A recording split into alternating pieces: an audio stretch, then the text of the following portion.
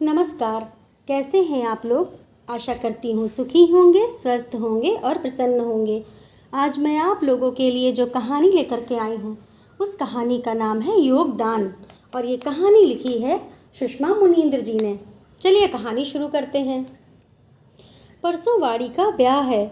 आज आंगन में मंडप सजाया जा रहा है। बांस बांधे जा चुके हैं। बांसों के ऊपर छाया के लिए पाकर की हरी टहनियाँ तोड़कर रखी जा रही हैं। घर के बड़े दामाद राघव हंस रहे हैं। मंडप की ऊंचाई कुछ अधिक रखी है ना, दूल्हा लंबा है, ऊपर से मोर भी बंधेगा, कहीं कमर झुकाकर फेरे ना लेने पड़ जाए बेचारे को। सुनकर हंसी की फुलझड़ियाँ छूट गईं। तभी बड़ी सलहज नलिनी ने राघव की पीठ पर हल्दी से सने हाथ का छापा बना दिया। राघव नलिनी के पीछे दौड़े।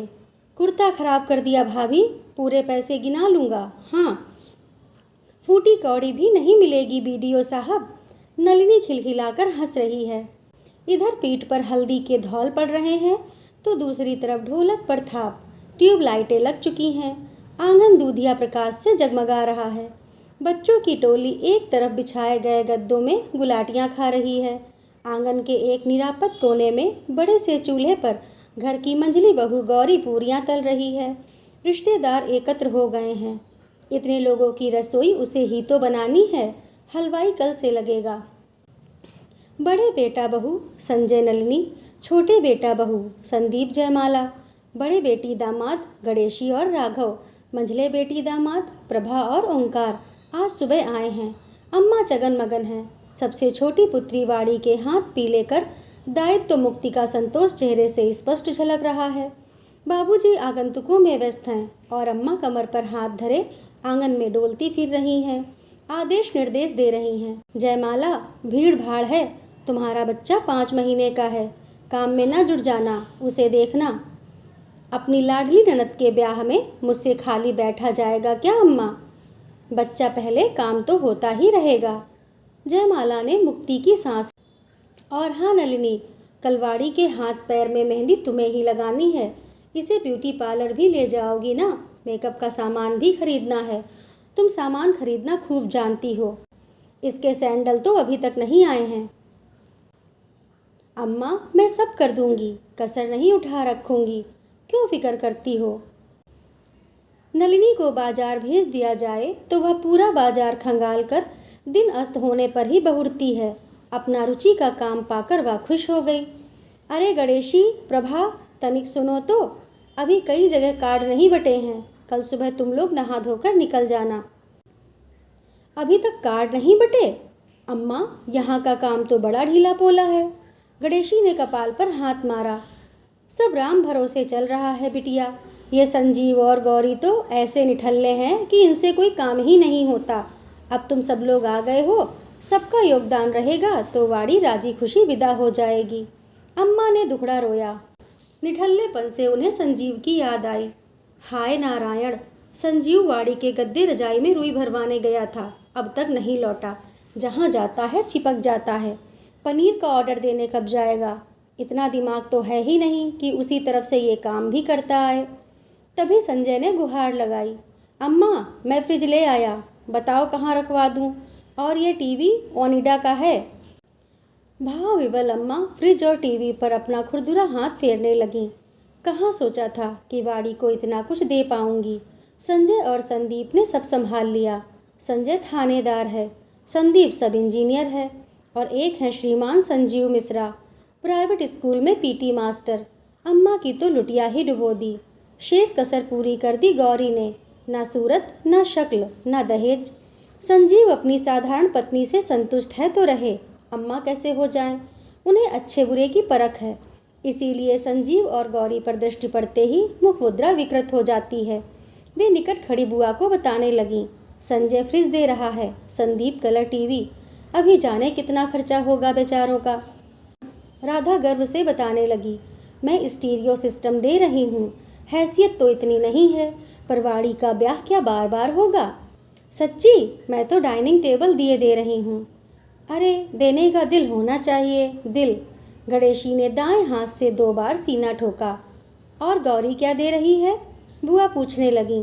देगी क्या? एक चादर तो काट रही थी, कहती है पैच वर्क की कढ़ाई है। पता नहीं क्या है ये पैच वर्क। इतना भारी योगदान। प्रभा ने आंखें फैलाई तो आंगन एक बार फिर ठहाकों से गूंज उठा। ये ठहाके पूरियां सेकती गौरी के कानों में पड़े तो हाथ में पकड़ी पूरी छन्न से कढ़ाई में जा गिरी और तेल उछलकर उसकी कलाई पर पड़ गया। फफोले निकल आए। वह आह भरकर रह गई। इस घर में उसकी पीड़ा समझने वाला कोई नहीं है। संजीव से कितना कहा, कोई बड़ा आइटम दे दो, कहीं से कुछ ऋण ले लो।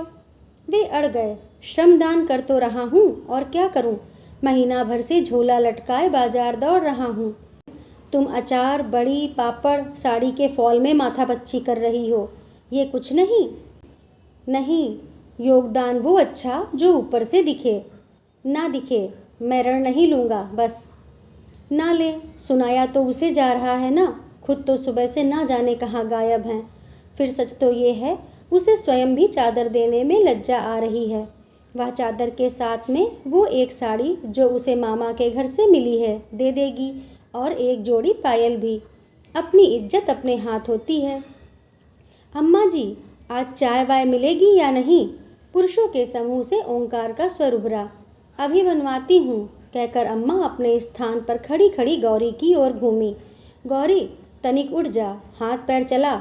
सब सुबह से काम में लगे हैं और तुझे इतना होश नहीं कि चाय बना दे। चल, बाकी पूरियां बाद में सेकना। गौरी की विचार श्रृंखला टूटी। सिटपिटाकर बोली, कितने कप बनाऊं अम्मा? 15-20 कप। और कितना? चाय हम भी पियेंगे, हम भी। बच्चे उचक उचक कर कहने लगे। वैसे तो ये लोग चाय पीते नहीं हैं, पर आज पी लेंगे आधा आधा कप, 2-4 रोज मौज मार लें। नलिनी का समर्थन मिल गया तो बच्चे नारेबाजी करने लगे। नलिनी मामी जिंदाबाद, नलिनी ताई अमर रहें।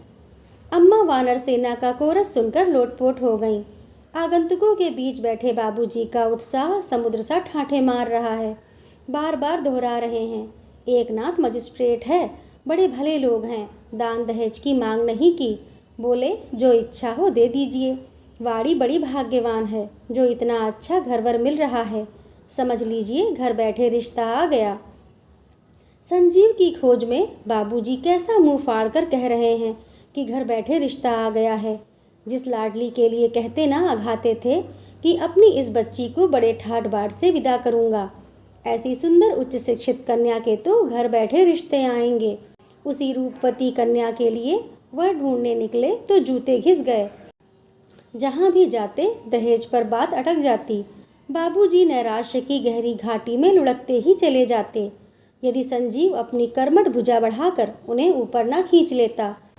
गौरी के साथ उसके मामा की पुत्री के वैवाहिक आयोजन से लौटा तो एक नाथ पांडे का प्रसंग उसके मस्तक में छाया हुआ था।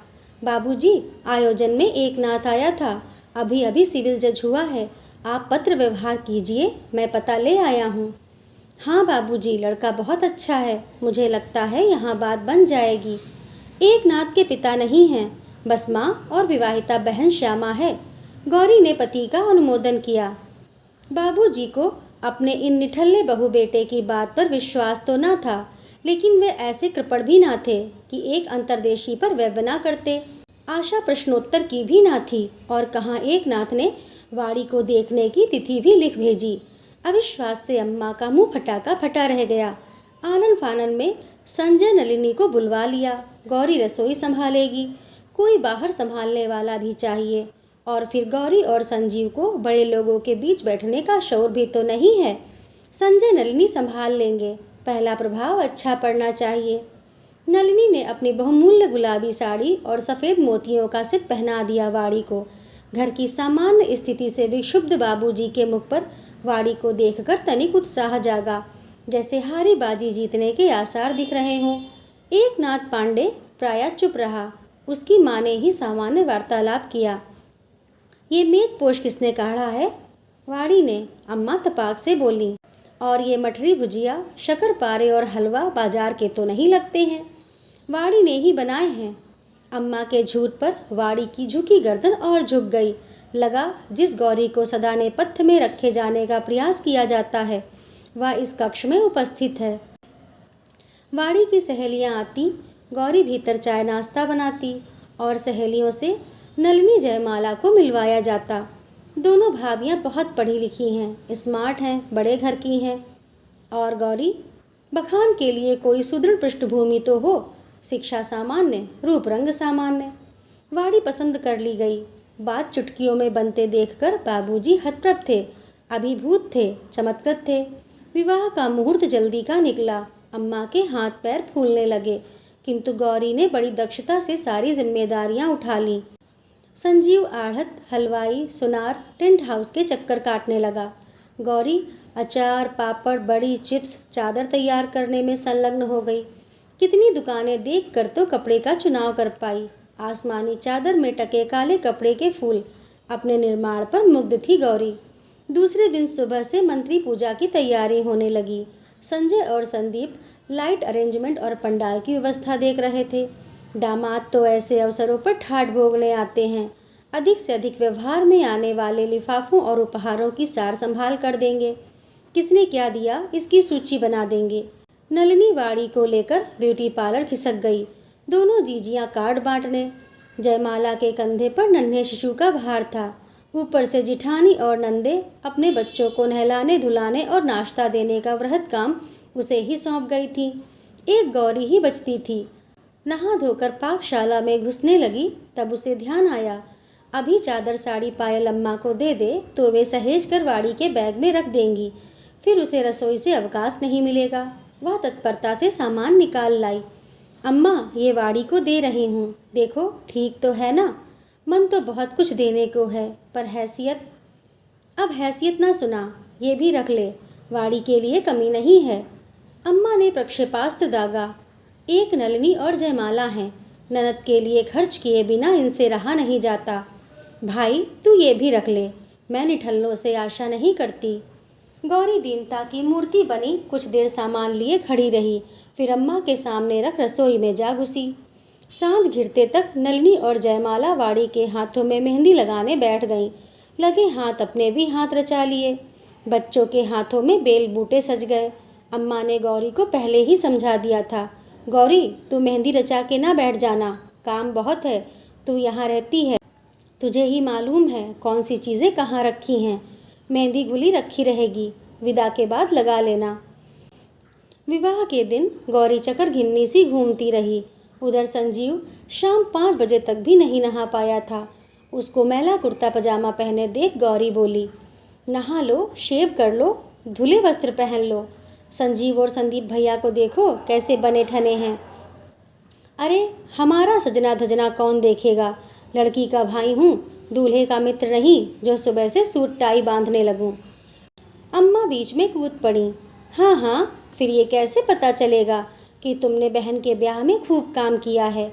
जाओ तनिक हुलिया सुधार लो, बारात में बड़े बड़े अफसर लोग आ रहे हैं।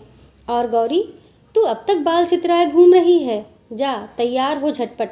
अपनी नंदो जिठानियों से कुछ तो गुड़ सीख, सब तैयार हो रही हैं, पर तुझे कुछ परवाह नहीं।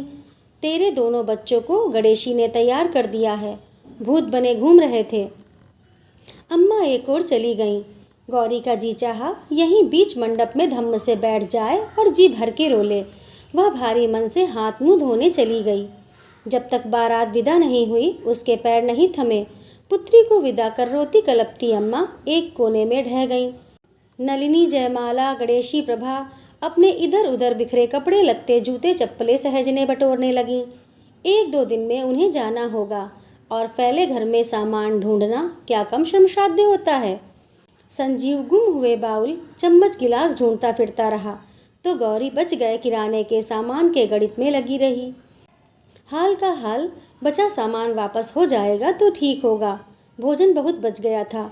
मेहरी, नाइन, जमादारिन अभी आ डटी थीं। गौरी को ही माथा खपाना पड़ा। बाथरूम रगड़ कर धोना था सो अलग।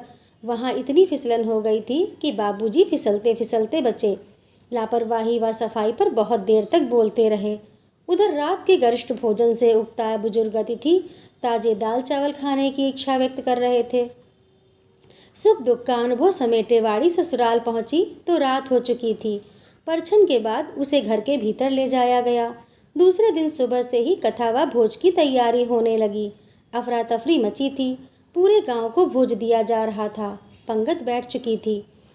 तभी एक नाथ की माँ दांत पीसती हुई बोली, ये लो अचार खत्म, अब क्या परोसें? अपना मूड। कहती थी ना बच्चों की पहुँच के ऊपर रखो बरनिया, पर यहाँ तो 4 दिन पहले से अचार खिलाया जा रहा है। अब नाक गई। श्यामा फुसफुसाई, अम्मा बहू के साथ अचार आया है, उसे क्यों नहीं परोसवा देती?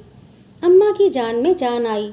कथा के बाद वाड़ी को जिस कमरे में बिठाया गया था, दहेज का सारा सामान वहीं ठुसा था। अम्मा अचार की बरनियाँ ढूंढती वहीं पहुंची। आम के अचार की बरनी खोली। वाह क्या बढ़िया खुशबू है। बहू गौरी ने बनाया है अचार। जी हाँ, वह बहुत बढ़िया अचार बनाती है, सिंघाड़े का, सेम का, आलू का। उसका बस चले तो घास फूस का भी बना डाले। और ये पापड़ कितने पतले बने हैं, उसी ने बनाए होंगे। बड़ी निपुण है गौरी। अभी कुछ दिन पहले मामा के घर ब्याह में मिलना हुआ, तब उसकी फुर्ती देखी मैंने। सारा काम संभाले हुए थी, वरना आजकल के नातेदार अपनी साज सज्जा और मेजबान की नुक्ताचीनी ही अधिक करते हैं। यही देख लो, काम कम हो रहा है, हाय तौबा अधिक मची है। अम्मा बरनी लेकर चली गईं। वाड़ी के सामने प्रश्न चिन्ह छोड़ गईं। ये लोग गौरी भाभी को कैसे जानते हैं? उन्होंने तो कभी बताया नहीं कि इन लोगों से कुछ संबंध है। नववधू के संकोच के कारण वह किसी से इस विषय में पूछ ना सकी। कहीं कह ना दें तुम्हें यह भी नहीं मालूम। खाना खाने के बाद उसे नींद आ गई। सांझ ढले उसे श्यामा ने जगाया। वाड़ी, पेटी से कोई चादर निकाल दो, बिछा दूं। तुम्हारा कमरा तैयार कर रही हूँ ना। वाड़ी ने श्यामा को बॉक्स की चाबी थमा दी। 2 बॉम्बे डाइंग की चादरें थीं और एक गौरी की दी हुई। श्यामा ने वही आसमानी चादर निकाल ली। कितनी सुंदर है, रेडीमेड है? नहीं, गौरी भाभी ने बनाई है। कितनी सफाई है गौरी के हाथों में, यहाँ भी उसके हाथ से सुई धागा छूटता नहीं था। श्यामा चादर में टके फूलों को बारीकी से देखती हुई चादर लेकर चली गई। वाड़ी को रह रहकर क्रोध आ रहा था गौरी पर। अजीब मूर्ख है, बस मुँह सिए बैठी रहेगी। बता नहीं सकती थी कि यहाँ उनका कैसा रिश्ता है। वाड़ी क्रोधावेश में भूल रही थी कि उन लोगों ने गौरी को कुछ बताने का अवसर ही कब दिया। वह तो सबकी सुन सकती थी, बोल नहीं सकती थी। बोली कि व्यंग बाड़ों का मौलिक कोष खुला। वो और उसके मायके वाले सदैव दोयम दर्जे के प्राणी समझे गए। वो बेचारी कुछ बताती तो कैसे, और सुनता कौन? वाड़ी सुहाग कक्ष में ले जाई गई। देखा, सुहाग सेज पर बड़ी आन बान शान से वह आसमानी चादर बिछी थी। वाड़ी को वितृष्णा सी हुई कि टीवी, फ्रिज और जहाँ देखो वहाँ यह चादर ही दिख रही है। उसका जी चाहा इस 2 टके की चादर को खींचकर हटा दे और दूसरी चादर बिछा दे, पर ऐसा ना कर सकी। एक नाथ कमरे में आया तो उसकी दृष्टि सबसे पहले चादर पर ही गई। उसकी समझ में नहीं आ रहा था कि बात कहाँ से शुरू करे। वह चादर ही जैसे श्री गणेश करने का माध्यम बन गई।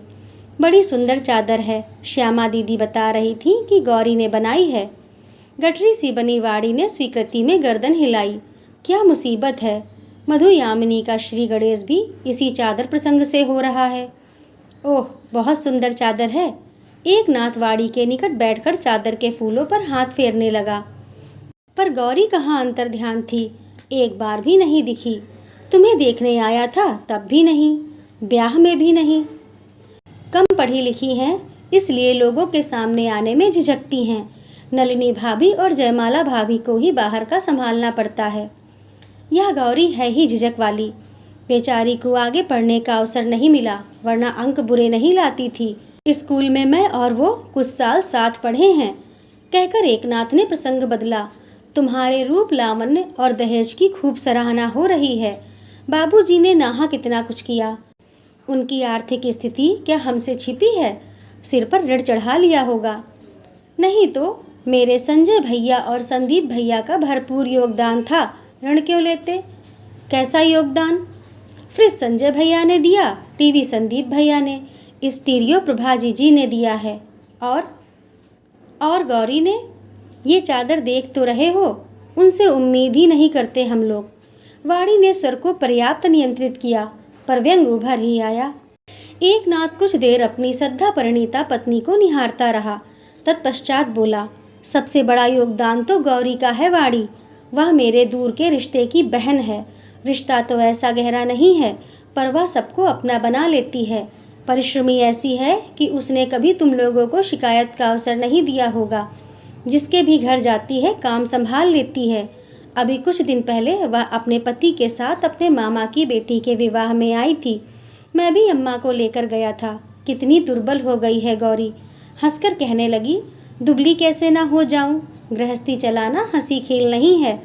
अब तुम भी गृहस्थी बसा लो एक नाथ। कहो तो एक अच्छी सी लड़की बताऊं। मेरी ननद है वाड़ी, रूपवती, गुणवती, बुद्धिमती। बाबूजी अधिक दहेज नहीं दे पा रहे, वरना लड़की तो हीरा है, हीरा। जिसके घर जाएगी स्वर्ग बना देगी। तुम उसे एक बार देख तो लो, मना नहीं कर पाओगे। मैंने पूछा, तुम्हारी तरह निपुण है ना? कहने लगी, मैं तो उसके सामने कूड़ा करकट हूँ। उसे देख लो, वरना बाद में पछताओगे।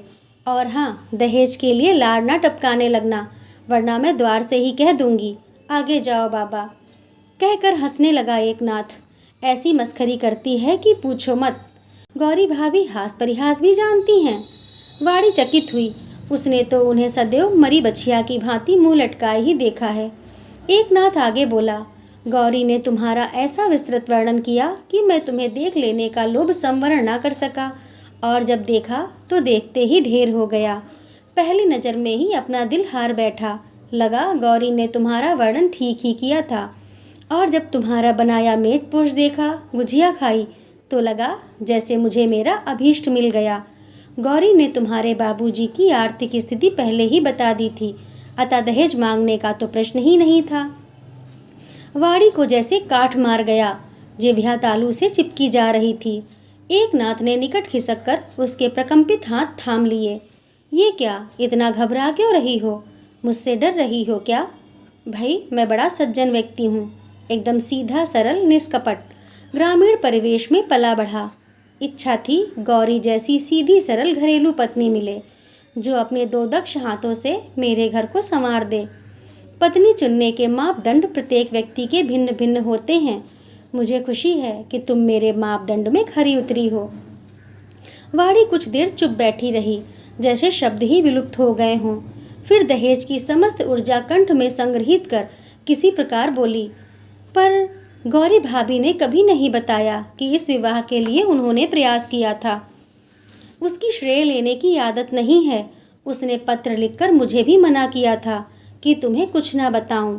कहीं तुम ये ना समझ लो कि तुम्हें मैंने गौरी के दबाव में आकर पसंद किया है। ऐसे निष्कपट, निष्कलुष और निस्वार्थ लोग भी हैं इस धरती पर। वाड़ी निरुत्तर हो गई। क्या कहती? भाभी की सारी चेष्टाएं हमारे घर में बुरी तरह से असफल सिद्ध हुई हैं। कोई भी उनसे प्रसन्न नहीं है। पत्नी को चुप देखकर एक नाथ मुस्कुराया।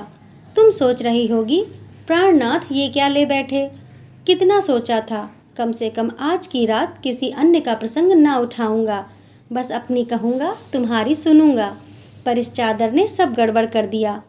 चादर देखी तो अनायास गौरी की याद आ गई। खैर, अब मास पारायण का एक अध्याय समाप्त और दूसरा अध्याय शुरू।